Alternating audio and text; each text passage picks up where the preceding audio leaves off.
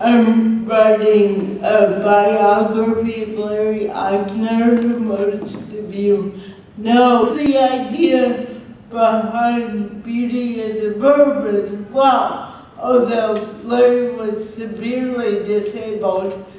I'm going to start with a poem he wrote in 1950, and I found out it's actually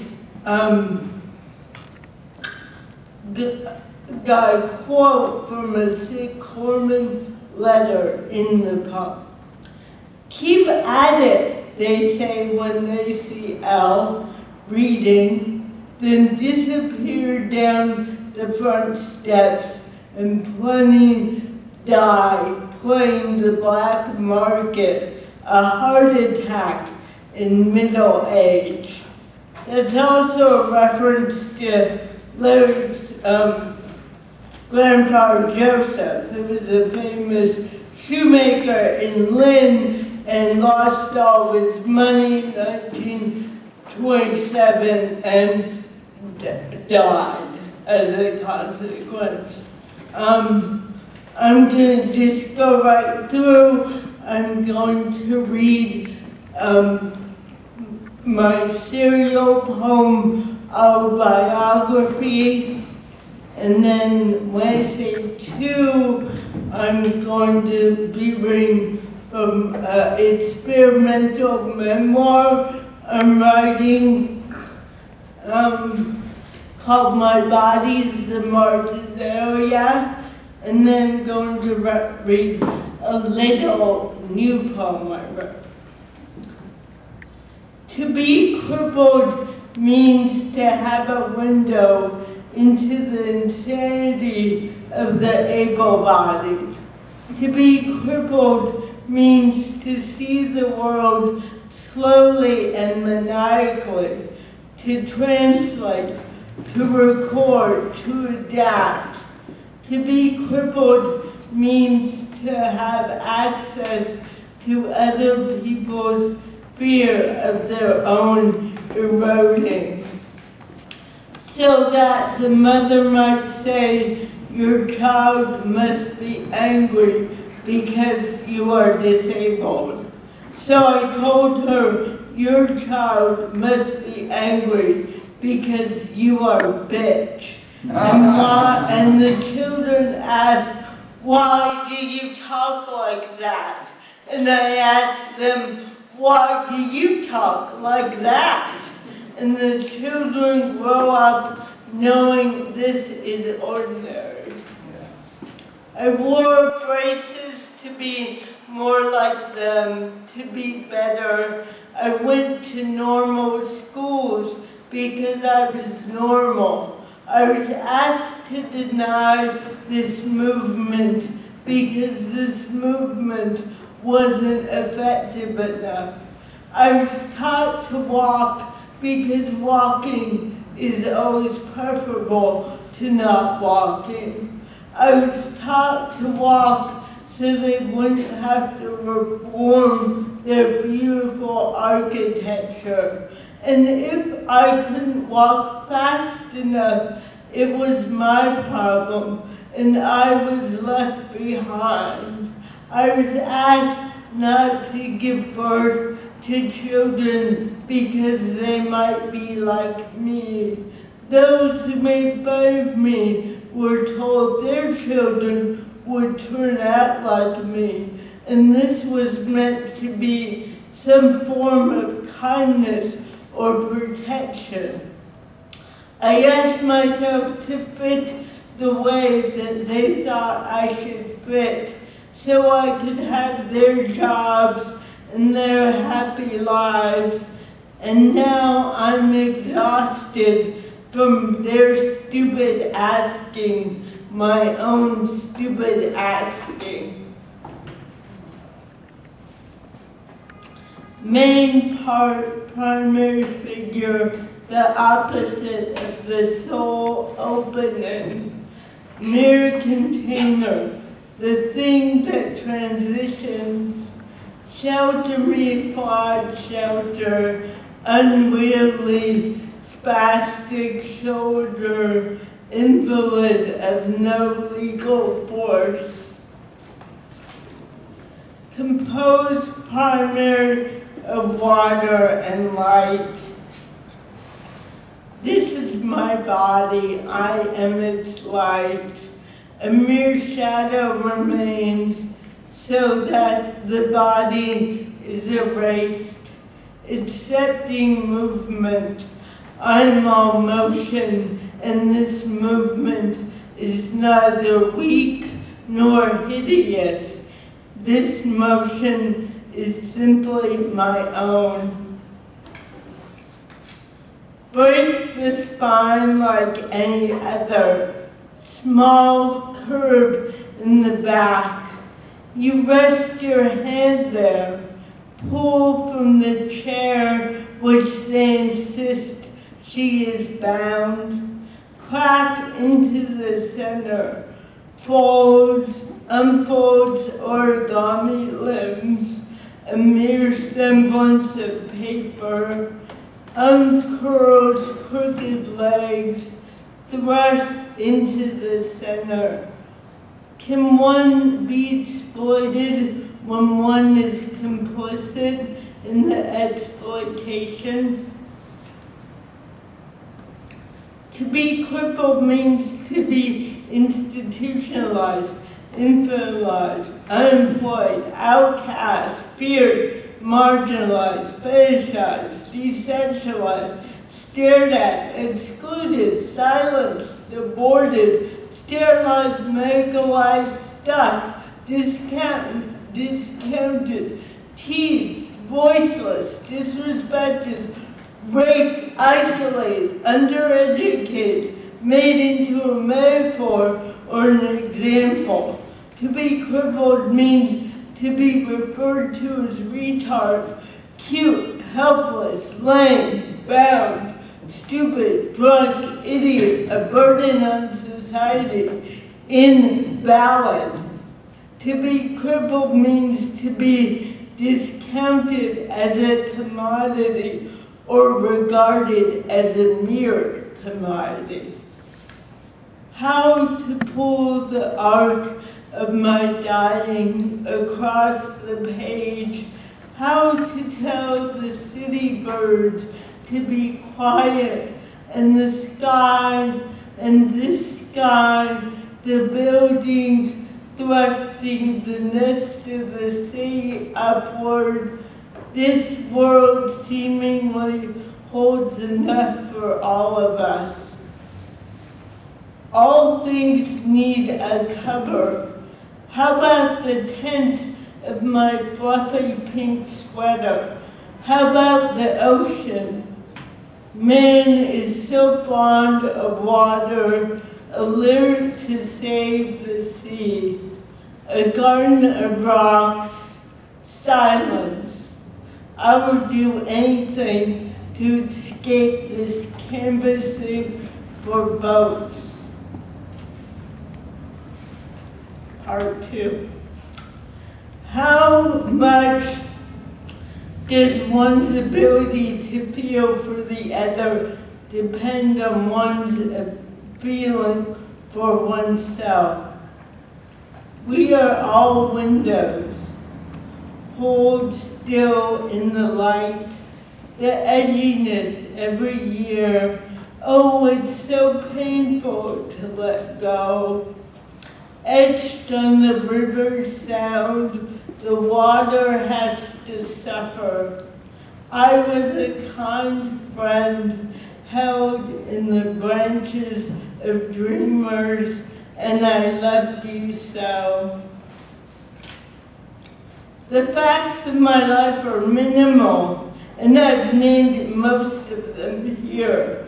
I have mild cerebral palsy due to trauma at birth. I grew up around able-bodied people. My parents divorced. My grandmother died. My mother is found temporarily insane, which is now perhaps attributed to postpartum depression, and committed briefly to the mental hospital. During those few days, my infant sister and I were in an orphanage. My father moved to France. My mother remarried. I had many responsibilities and few freedoms. I changed parents. I fell in with the gays. Ashley died, Emma died, then college, more college, a love affair, a move east, Andrea, Peter, marriage, Elizabeth died, then John and Louis shot themselves, a baby who grew up to be a brilliant, obstinate boy. Dion died, Sasha died, feminism. I met you in a fish restaurant.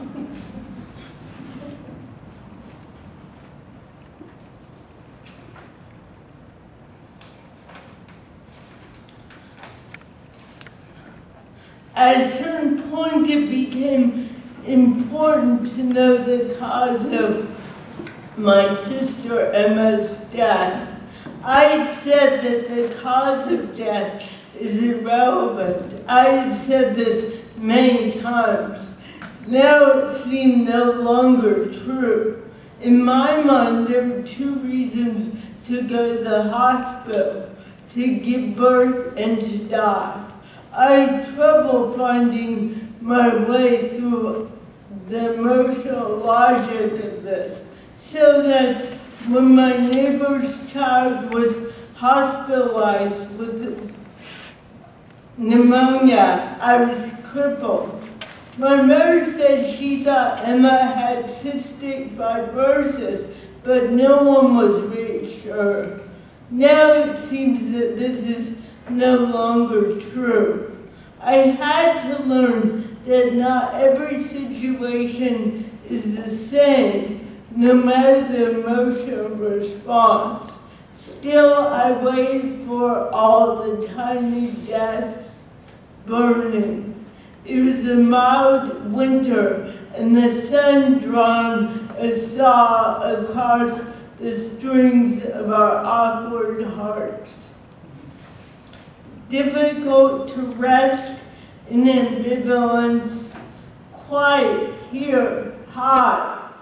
Remember the house, last things before sleep, Alan chanting animal records, and the thought that this is the third birthday in a row that Dee has not left a message and never will again. Nevers do exist. This is what happens when I sleep.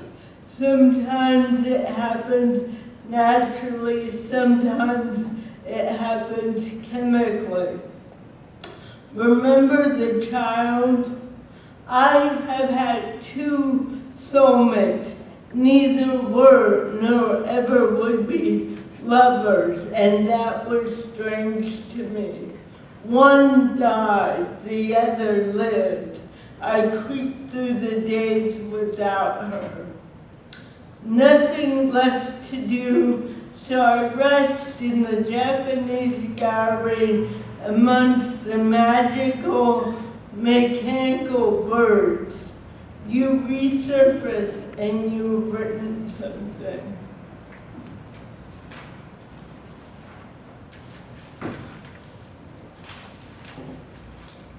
When all the men come off the water, when all the sailing is done, where the wind resides more full of flames and voices, when we try to capture and ourselves are held, where this wind resides, most will come off the water, from the blue of the sky to her, where she would bring down the low birds to rest in her palms.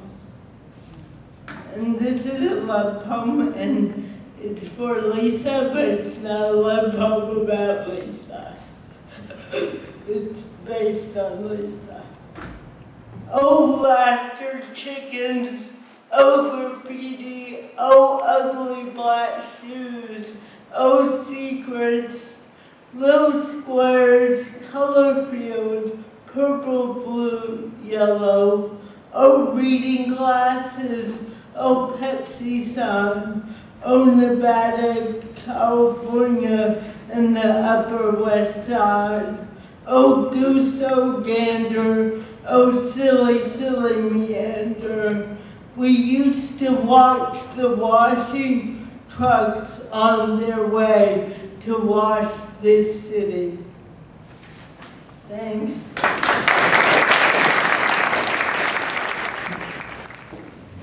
I feel really lucky to be reading here tonight. I want to thank Jennifer and thanks Stacy for putting this together. And I'm really happy to meet Norma Cole tonight and that all of you came out. I'd like to read, I'll start with a poem by Josephine Miles, who is in the early part of the anthology, Early Voices. This poem is called Reason.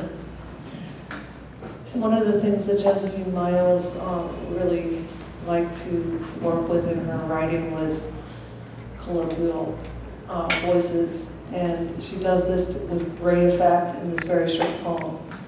I hope I do it justice. Said, pull her up a bit, will you, Mac? I want to unload there. Said, pull her up my rear end, first come, first served. Said, give her the gun, bud. He needs a taste of his own bumper. Then the usher came out and got into the act. Said, pull her up a bit. We need this space, sir. Said, for God's sake, is this still a free country or what? You go back and take care of Gary Cooper's horse and leave me handle my own car. Saw them unloading the lame old lady. Ducked out under the wheel and gave her an elbow. Said, all you needed to do was just explain. Reason. Reason is my middle name.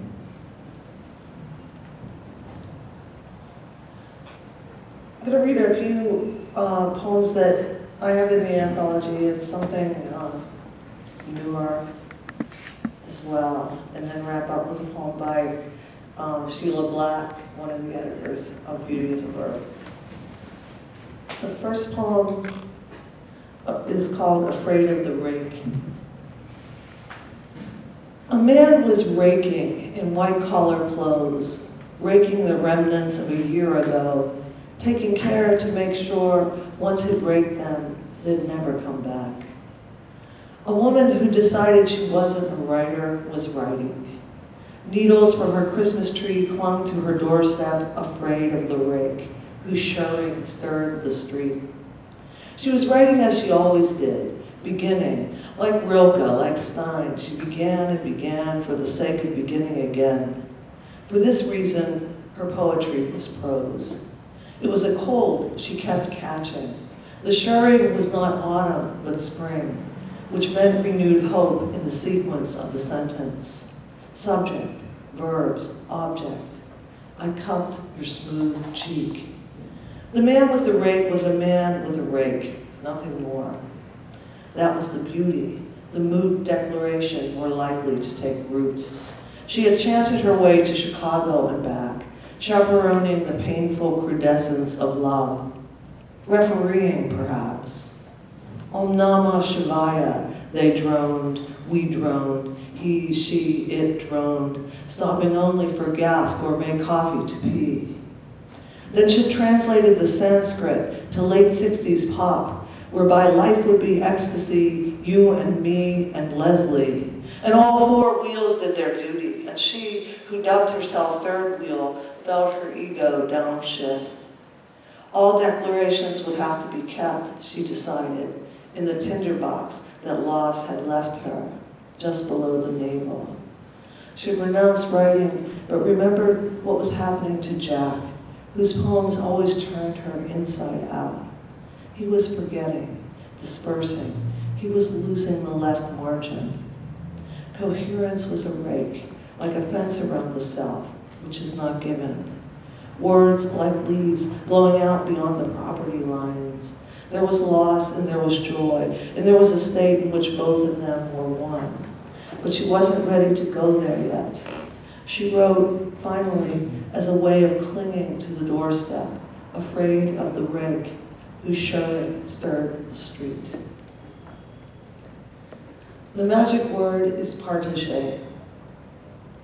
French infinitive means to share, a cousin to the English partake, as in particles given to everyone being a particle taking part in. Part by itself and in English is sad. It's so separate and final, and partakes too focused on taking, while somehow the French is an infinite giving. It ends with an open vowel. Piaget, parting the shell of a mollusk to see something still soft in its being, not to eat, but to stare at it, wondering at its mute life, like the insides of cheeks, which take part in the structures of carapace, bone, taking part but apart from devouring or being devoured. Age is what we're all doing. We grow old, and we share this, we live, we depart. It's an art. Piaget did partake in the progress of children, the aging of children, his subjects. Infants, so like unshelled mollusks, they sprawl in their soft, tender nudity over the palm of whatever hands hold them. Spelling down. There are probably a lot of poets in the room. How many of you were in the spelling bee? You have bad spelling bee stories? Comes with the territory. I wanted bad to advance to Washington, D.C. I wanted bad to be anyone but me. The nun who had trained me for the spelling bee needed a ride, and I was so worried all the way across town that my dad would start swearing in front of her. I couldn't really think straight. So when I got to the tie-breaking round with a Central Catholic boy in an Argyle sweater, I nearly tripped on the way to the mic. Whist, the word distributor announced. I couldn't hear, could never hear, so I asked him to repeat. Whist, he said again. I took a stab at it and spelled it Huist, and the man in the toupee shook his head and turned to Chip, who whipped out whist, Whist, whist. He smiled before the judge said yes, because of course that was the word, whist, whist. What on earth had I been thinking? It was quiet as we drove over the West End Bridge. I couldn't wait to drop off Sister Simon, so I wouldn't have to simmer in the back seat with my mother, both of us praying he wouldn't break into his grating vernacular. She spells a lot better than me, he told Sister, but all I write is police reports, and spelling don't matter. She cocked her head, as if he were discoursing on John of the Cross. Now I stand above the city. There's a murky line where the two rivers form the Ohio, as if at first reluctant to be mixed. And where my father's gone might just as well be called the Delta. I see him now, in red-black light, a pen in his mouth, clipboard on his lap, asking his partner if domestic is spelled with a CK. The guy in the back puts his face against the cage and says, "No, dickhead, pig, P-I-G. You get that now?" Theodore Ensslin, poet of Maine. Theodore Ensslin, poet of Maine, I'm closing my eyes to tune you in, to hear your tender buttons turning inside out toward reflections on water, attention to stones. Yet even though you're using a microphone, your voice, when it follows softly on the consonantal endings, leaks through the trough of my hearing loss. It's the same with Robert Creeley, you and he on the same frequency that looks like a valley on my chart. I close my eyes and try to listen with my heart to the Steinian insistence of your long gray beard. try to soften my long damaged ears from inoperable shale to pale pink petals absorbing what sun this stringent coast permits. Sometimes this way I get whole phrases, only to pass through other phases where stone and skin and soul are blurred, and words fly off like startled birds, my eyes into a soundless sky.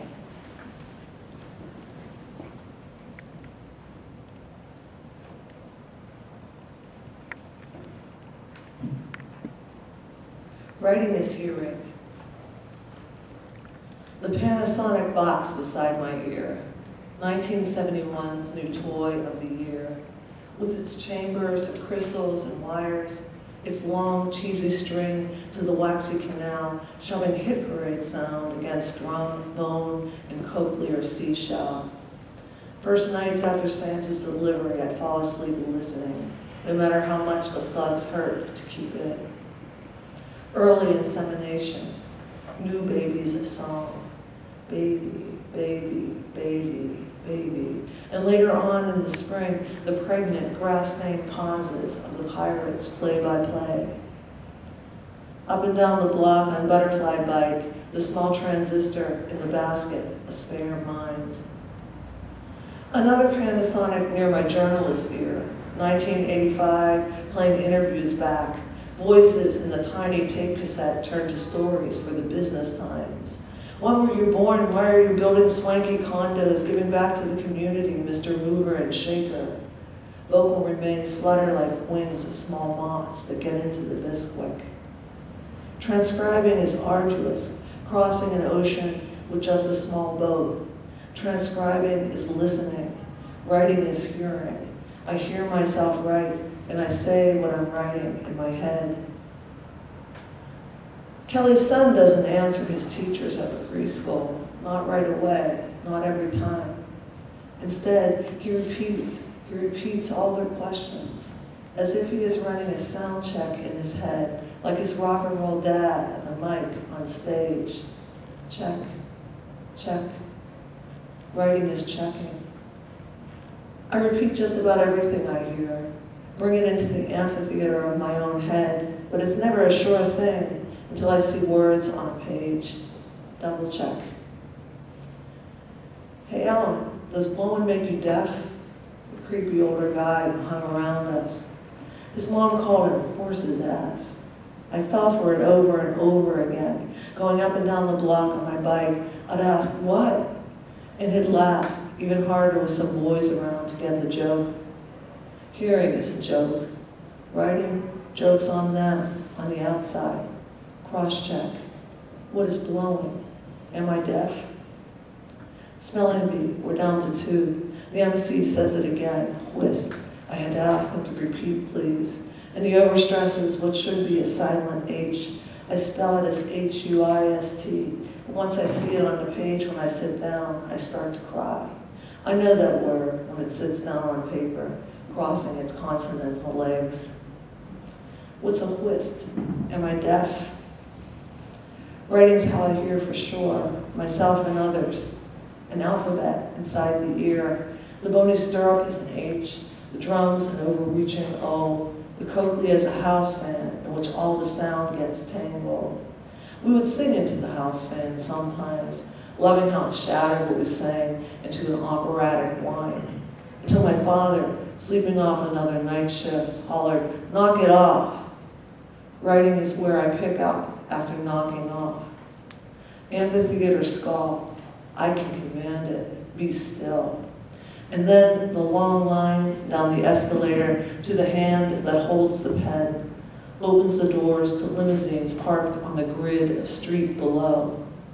The limousines are sentences, each word a window, smoky only if I wish to make it so, transparent when I know I want you to see through.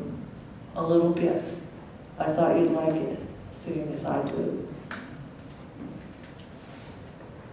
I want to wrap up with a poem by Sheila Black called What You've Worn. So from the anthology. The year they straightened my legs, the young doctor said, meaning to be kind, Now you will walk straight on your wedding day. But what it could not imagine is how even on my wedding day, I would arch back and wonder about that body I had before I was changed, how I would have nested in it, made it my home, how I repeated his words when I wished to stir up my native anger, feel like the exile I believed I was, imprisoned in a foreign body, like a person imprisoned in a foreign land, forced to speak a strange tongue, heavy in the mouth, a mouthful of stones. Crippled, they called us when I was young. Later, the word was disabled, and then differently abled. But those were all names given by outsiders, none of whom could imagine that the crooked body they spoke of, the body which made walking difficult and running practically impossible, except as a kind of dance, a sideways looping, like someone about to fall headlong down and hug the earth. That body they tried so hard to fix, straighten, was simply mine. And I loved it as you love your own country, the familiar lay of the land, the unkempt trees, the smell of mowed grass, down to the nameless flowers at your feet, clover, asphodel, and the blue flies that buzz over them.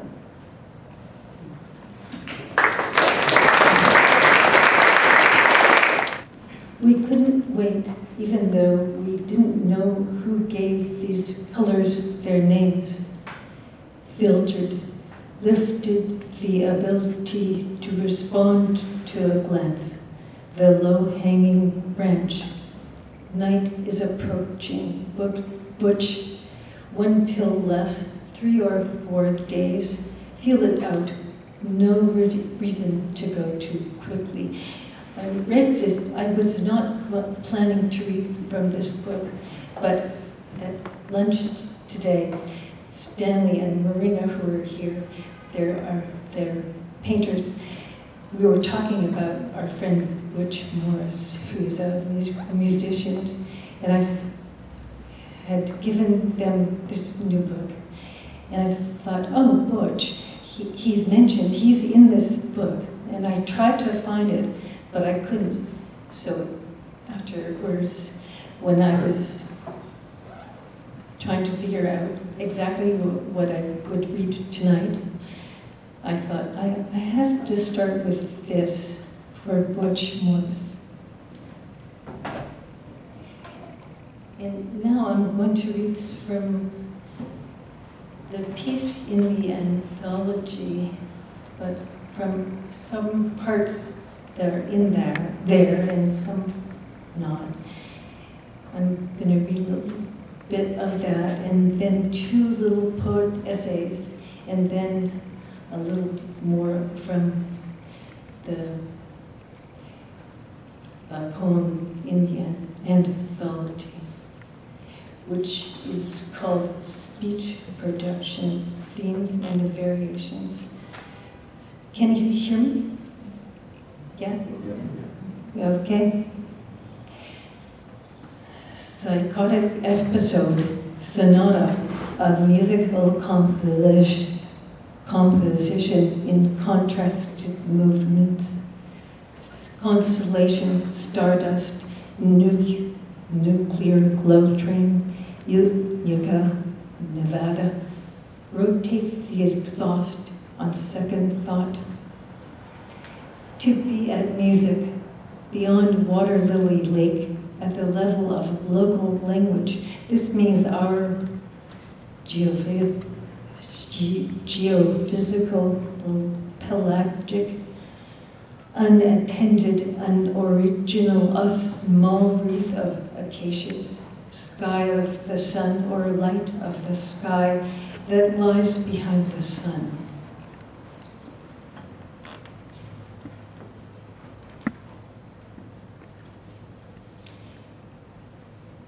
Word and magic. By Mir Bis Duchesne, that's a Yiddish song, and it is for Sarah Woods, who used to live here. To me, you're beautiful. by mere biche du chien, loaded, complex complexion, translate, translation, emote, emotion, not about, but by being the thing itself, if it can be said that the thing is affection. The world is mysterious. Poetry, let's be that. Que sera, sera, whatever will be. French equals Yiddish, huh? When I was very young, family or friends of family sometimes, from time to time, would say a word or two in the other language. Oh. This was called Yiddish. So when I heard this song, Que sera, sera, on the radio in the other language, I thought it was Yiddish. The notion of French, that there was a different language called French, came later, but not much. Probably in nursery school, singing Vera Jacques.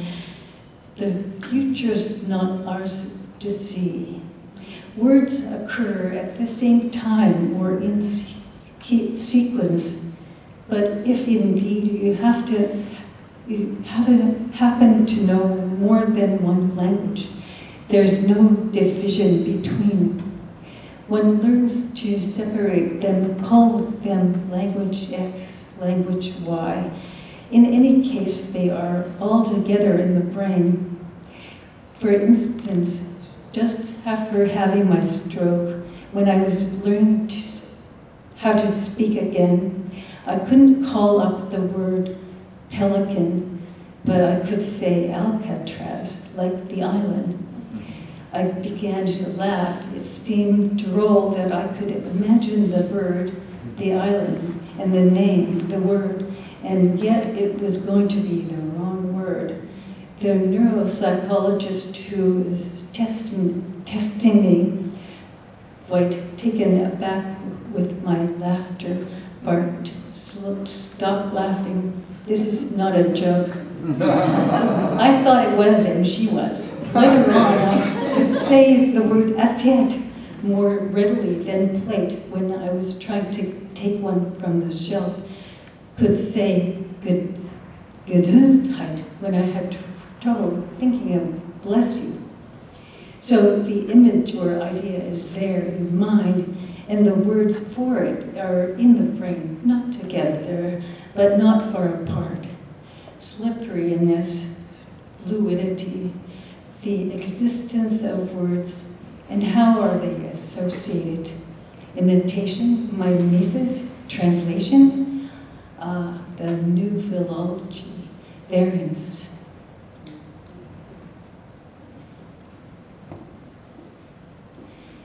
And this is the other little poet essay for Amber de Pietra, who's in the book, in the anthology. It's called Forever Amber, or Forever Amber.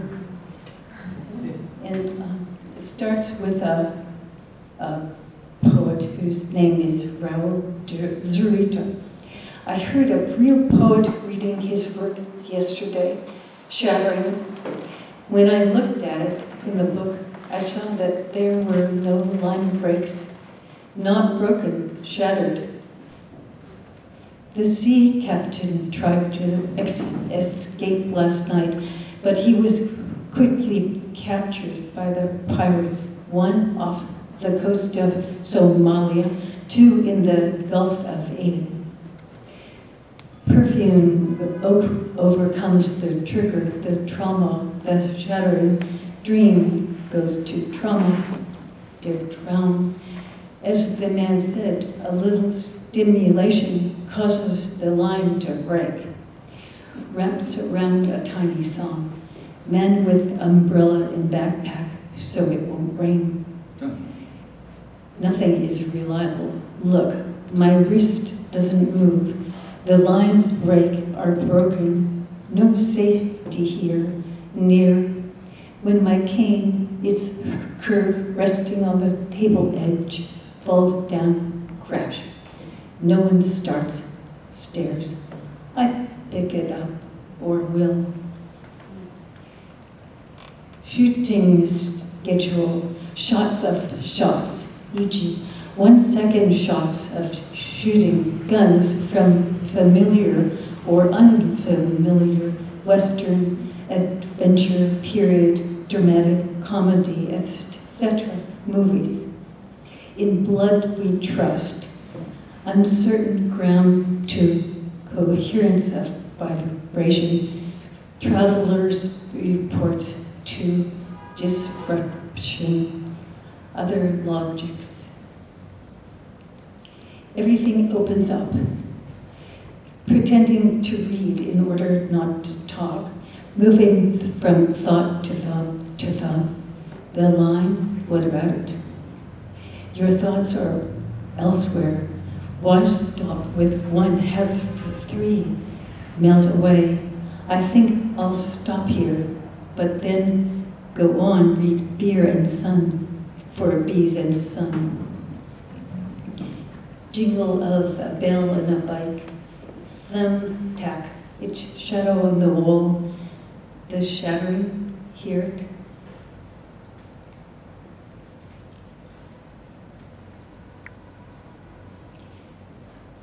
And this is back to the poem book.